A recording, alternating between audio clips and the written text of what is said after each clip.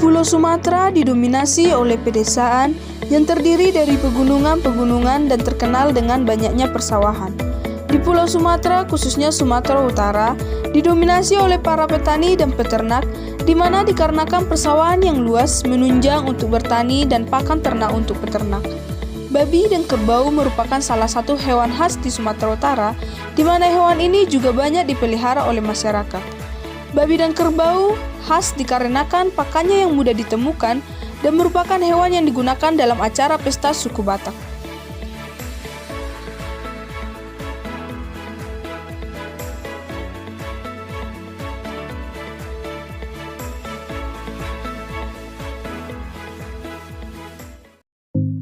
Tahu nggak sih, Indonesia merupakan negara yang memiliki plasma nutfa babi terbesar di dunia karena memiliki 5 dari 8 spesies babi. Di Indonesia, ternak babi menduduki posisi kedua setelah daging ayam dalam bidang ekspor dan dipusatkan pada beberapa daerah, diantaranya Sumatera Utara, Bali, dan Kalimantan Barat. Warna, bentuk telinga, dan bentuk kepala. Pengamatan warna bulu babi lokal di Kecamatan Lintong Nihuta tidak menggunakan pengukuran, namun pengamatan langsung terhadap warna dan jenis bulu babi tersebut. Warna bulu babi pada babi lokal yang menjadi objek penelitian ini memiliki warna bulu tebal yang berwarna hitam bercampur putih. Bentuk dan ukuran dari telinga babi lokal yang diamati memiliki ukuran yang besar dan tegak. Sedangkan bentuk ukuran kepala babi lokal di Kecamatan Lintong Nihuta tidak terlalu besar dan memiliki mulut yang berbentuk runcing. Babi lokal yang terdapat di Kecamatan Lintong Nihuta ini dapat digolongkan ke dalam jenis babi Batak. Hal ini mengacu karena kesamaan ciri-ciri sifat kualitatif antara babi Batak dan babi lokal yang ada.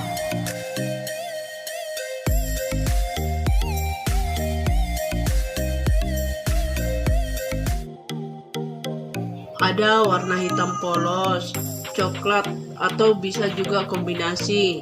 Pemakan segalanya baik tumbuhan, pemakan daging, ikan, menyusui, memiliki perut buncit. Daun ubi jalar, jagung yang dihaluskan, singkong, ubi jalar. Biasanya babi jantan dan babi betina dimasukkan dalam satu kandang. Perkawinan akan terjadi secara alami. 110 hari sampai 115 hari. Biasanya tidur tengkurap dan rambut rontok. Nggak tentu, ada yang kadang 8, kadang 10, ya paling tinggi sampai 12 ekor.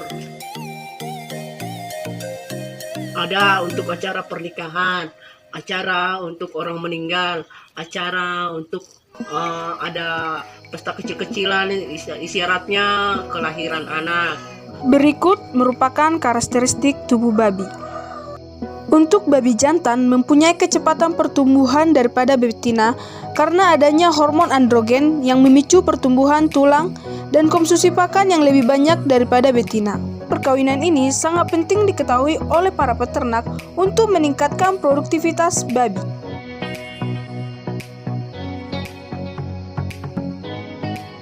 Ada 2 proses perkawinan. Yang pertama, perkawinan secara alami, yaitu babi jantan dan babi betina akan disatukan di dalam satu kandang hingga melakukan perkawinan alami.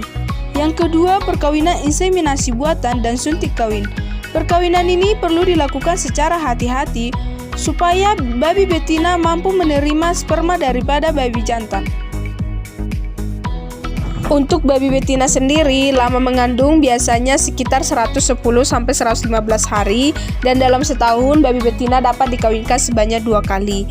Dan untuk litter size atau jumlah anak yang dilahirkan pada umumnya sekitar 6-12 ekor per kelahiran. Dan semakin tinggi jumlah anak, maka semakin tinggi produktivitas dari babi, dan angka litter size ini diukur melalui hasil penelitian secara beraturan dari narasumber atau orang-orang yang mau menelitinya. Faktor keadaan lingkungan. Menurut Warwick, Astuti dan Harjo Subroto 1987, Salah satu faktor lingkungan tersebut adalah suhu lingkungan yang ada di daerah perkandangan. Pengaturan temperatur lingkungan terhadap keadaan hidup babi menunjukkan temperatur yang cocok adalah 20-27 derajat Celcius. Keadaan suhu maupun temperatur di Kecamatan Lintong Nihuta memiliki temperatur yang cukup untuk kebutuhan babi, di mana rata-rata suhu di daerah ini berkisar 22-29 derajat Celcius. Berdasarkan pengamatan di daerah Kecamatan Lintong Nihuta menunjukkan bahwa suhu lingkungan di daerah tersebut memiliki suhu dan temperatur yang cukup untuk kebutuhan ternak babi.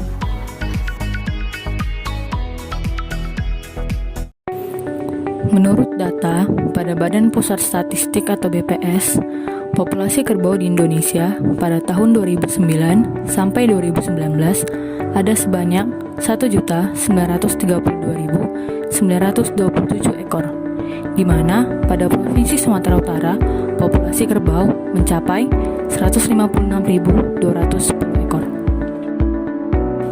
Kerbau atau Bubalus bubalis merupakan mamalia yang memiliki tubuh besar, kuat, berwarna gelap, dan memiliki tanduk. Kerbau juga merupakan salah satu ternak ruminansia besar yang telah lama dikenal oleh masyarakat, khususnya di pedesaan di Indonesia.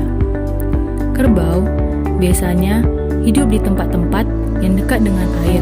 Oleh karena itu, ia memiliki sifat yang suka berendam di dalam lumpur ataupun berkubang. Oleh karena itu, kita dapat menemukan kerbau di daerah persawahan ataupun sungai.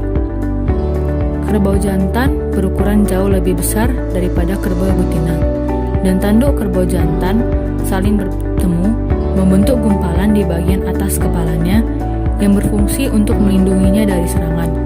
Oleh karena itu, jika kerbau hidup pada alam liar, kerbau jantan akan jarang diserang oleh singa ketimbang anak kerbau dan kerbau betina karena kerbau jantan memiliki tanduk. Kerbau betina dewasa dicapai pada umur 3 tahun dengan ciri-ciri mempunyai gigi tetap sebanyak 2 pasang. Kerbau adalah hewan herbivora. Oleh karena itu, makanan kerbau adalah rerumputan yang ada di sekitar sawah ataupun daerah sungai. Kerbau merupakan hewan mamalia yang menghasilkan keturunan dengan cara beranak atau vivipar. Umur pubertas kerbau tidak diketahui dengan pasti.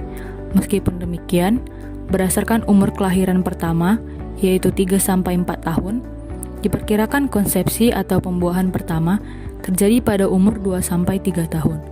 Umur konsepsi pertama ini dapat dijadikan sebagai dasar dari umur dewasa kelamin dengan asumsi lama kebuntingan kerbau betina selama 12 bulan. Kerbau jantan maupun betina harus sudah mencapai usia dewasa untuk dapat dikawinkan. Secara umum, kerbau jantan berumur 2,5 tahun dan betina berumur 18-20 bulan untuk siap dikawinkan. Sebuah penelitian menyatakan bahwa masa puber kerbau lebih lambat daripada sapi lokal. Kerbau jantan menjadi pejantan yang dapat diandalkan umumnya pada usia 3 tahun dan tetap produktif hingga usia 20 tahun. Tetapi menjadi penjantan tangguh mulai dari usia 4-9 tahun. Kerbau dara atau kerbau yang belum pernah kawin dapat dikawinkan dengan kerbau jantan pada usia 2 tahun. Kerbau betina rumahan lebih lama masa produktifnya, yaitu bisa mencapai 10 atau 12 tahun. Kerbau betina dibatasi sampai umur 9 tahun untuk memastikan kerbau tersebut menjadi betina yang dapat diandalkan.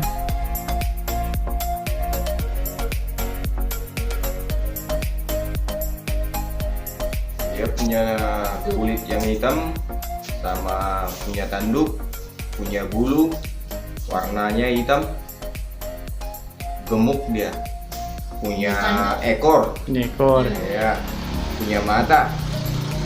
Tapi kalau makan itu dia, kalau dibilang bahasa Batak, merengalu. Oh, punya ya. punya. Dia gemuk, dia yang 150 sampai 170 lah. 100. 80 ada juga. Akhir sekitar 40 lah.